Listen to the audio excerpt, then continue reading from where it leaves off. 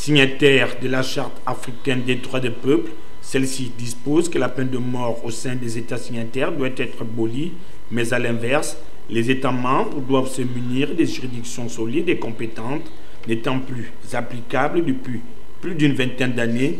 Bien qu'inscrit sur le code pénal, la peine de mort au Gabon était une force de dissuasion et permettait de limiter le grand banditisme. Aujourd'hui, depuis l'abolissement de la peine de mort au Gabon, et particulièrement à Libreville, l'on assiste à des cas d'homicide. Les mêmes criminels sont appréhendés par les forces de l'ordre, présentés au juge.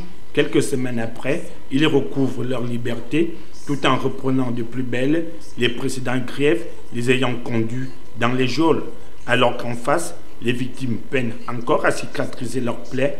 Bien que signataire de la Charte africaine des droits des peuples, le Gabon se doit de repenser sur la sécurité des biens et des populations.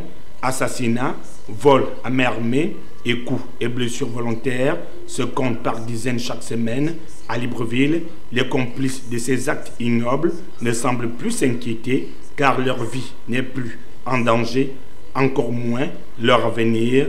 Les exemples ne manquent pas. Il y a moins de 48 heures, un jeune homme de 19 ans s'est fait trancher la gorge par son ami, âgé seulement de 14 ans. Pour des faits banals, au regard de la recrudescence de la violence, le Gabon se doit de revoir sa copie dans la crainte de voir s'instaurer un Far West dans le quotidien des populations.